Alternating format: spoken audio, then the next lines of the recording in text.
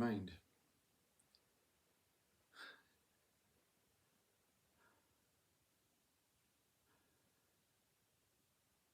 The mind is that what seeks. It appears as if there are many qualities of mind. Pure mind, ego mind, sleepful mind, wakeful mind. Thousands. You know, billions of qualities of mind. My mind, your mind, his mind, their mind. All differing qualities appearing and disappearing and fluctuating, enhancing and dispersing mind. Mind. It seeked out this body. But the body, as it is right now, is not being seeked out. It has already been captured. The mind seeks out where it wants to experience. And when it decides where it wants to experience, it puts its flag down, pitches its tent and says, this is mine. So this is a mindful body. And then it creates a shape of what it wants to see itself as. So I am this person that appears to have created a shape of myself, of what I want to be seen as. And when I go out in the world, I want to be seen as this. And when I go into this position, I want to be seen as this. And when I read the Bhagavad Gita, the Bible, the Upanishads, I want to believe myself as that. I become Arjuna, I become spirit, I become death, I become consciousness. Whatever the mind wants to put my attention on, I have an experience of becoming, a possible becoming of something that is out of my hands, because the mind is always seeking on my behalf. So who is the I that mind is seeking on its behalf, you see? Now, it's so incredibly subtle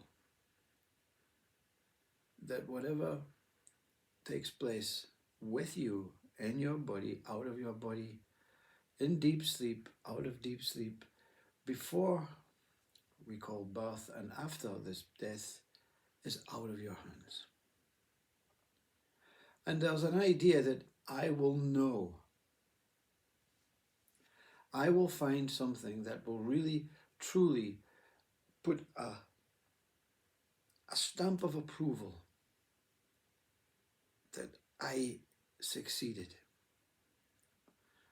On behalf of God, on behalf of whatever you believe, or just for the hell of it, I succeeded. And this I that succeeds is the mind. And the mind will succeed. So what is it that the mind will succeed? The mind will succeed its own discovery through its own annihilation and its own surrendering of giving up that it has no way of succeeding. Let me explain in a more simple way. When you read, or the mind, because all is mind, it's mind talking now. When the mind reads the Bhagavad Gita, it becomes, it experiences, it imagines. It is a relationship. It has all these sensory emotive reactions to reading, whatever it is. You read, you watch the news on TV, there's a reaction from mind. It could be a good or a bad reaction. It only can react in its conditioned and opposing way on how it has been brought up. The mind breeds through other minds, through families, through genetics, and it becomes what it believes it has to become, and that it becomes something that it will always say it is, even though it changes its perspective, its views, its mindset. Yeah, I'm good. Are you good? Because I did that. Tomorrow you don't do that, and you do the opposite. Well, I'm good. Yeah, but you can't be good. You said that was bad yesterday. No. You're looking at it from your own mindset. Don't argue with me. That's how conflict and division starts, with opposing values, with a mind that gets involved in other minds, wants to change, be it for the good that it thinks is good. I have to change you. I have to give you medication. You're seeing so many people. It's not true. So your mind is interfering with a mind that has nothing to do with that mindset. So we have a collision of minds. That's what mind is. When you start believing you can have an effect on this world. The effect on the world is what mind wants to be part of. Because the effect on the real you, the effect on what is here right now, is immaculate. It is truly spectacular. There's nothing to do to create a better effect until you start exploring the names, the identities that mind creates to give it some more understanding and more reasoning and more practicing methodological ways to be in a particular status or a particular mindset. I want to change my mind. I want to change my perception. I want to change my body. I want to change my whole attitude. I want to change everything to become something more than what I am. And the truly spectacular is then affected by a mind that wants to affect it by getting to know it much better and creating a relationship between the mind and you. Now, who are you then? I mean, in enlightenment, another aspect of mind. I, the name I, an aspect of mind, the original birth of mind. When you took on the word I, you took on the ownership of mind. Oh, I have my mind now. I has my mind now. Mind's talking on behalf of itself. I have a mind. I am mind. I created this body. I'm enhancing this body. I'm making something out of this body. And I'm trying to reflect what I am here to reflect. So what is mind? What else can be mind that mind wants to reflect apart from itself? What is mind trying to reflect apart from itself? This is the subtlety of what they call, I don't know, the Hindu terms and the Sanskrit terms and the Upanishad terms, but let's call it the moment of revelation, the annihilation of mind. When it says, you know what? I've seeked on your behalf for so long. I've been in your vessel. I've created your vessel. And you're not showing me. You're not giving in to me. You're not allowing me. You're trying to take control. And it's talking to its ego state. The body is sitting here trying to operate, trying to stay alive, trying in its hardest to the brain and connect with each nerve ending and sensory thing so that the body can continue to breathe. And the mind is playing a hell lot of games with itself. So what is it that the mind, that is beyond mind, that it's trying to reflect? The mind itself is using anything, any form, any thought, any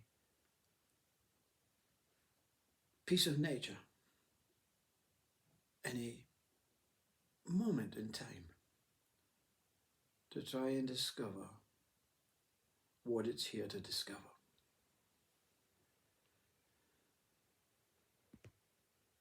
And in that moment, In that moment, when mind gives up its seeking, it says, oh, I've had enough, I'm moving on.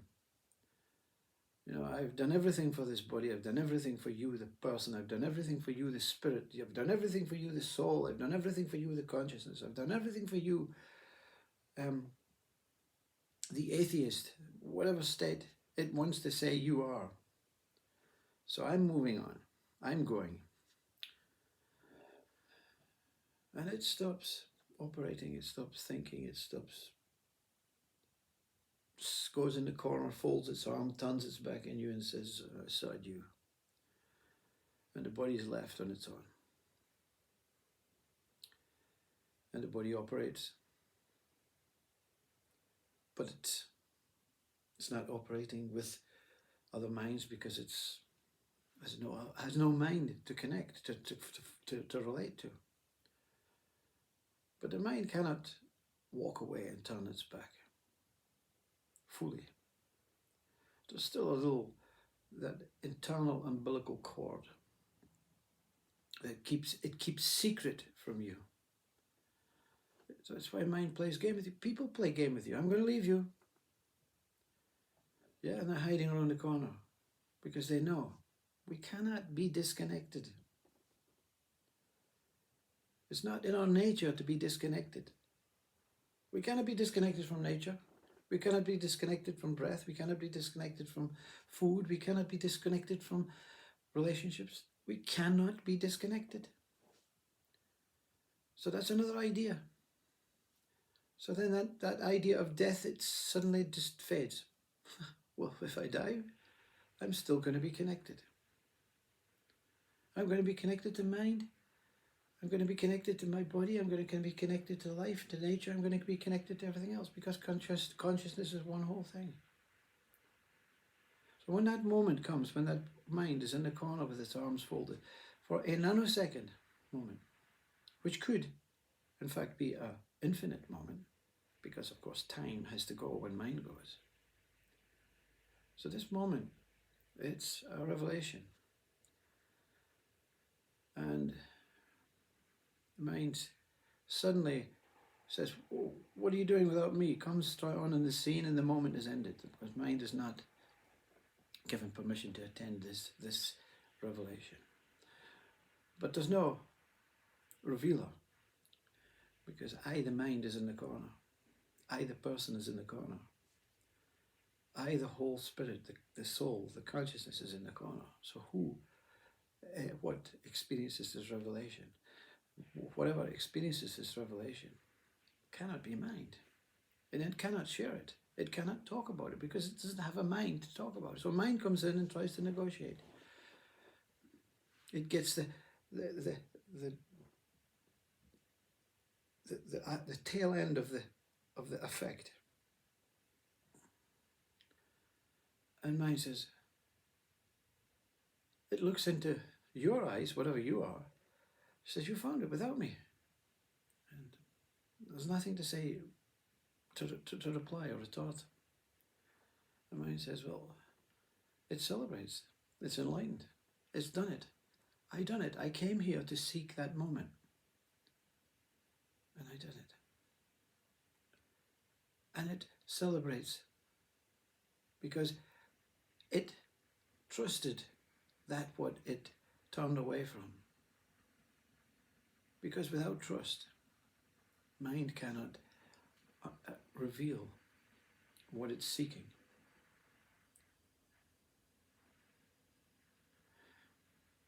And mind says,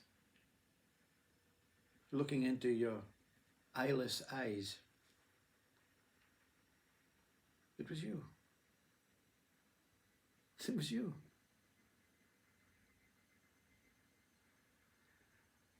I was never seeking anything.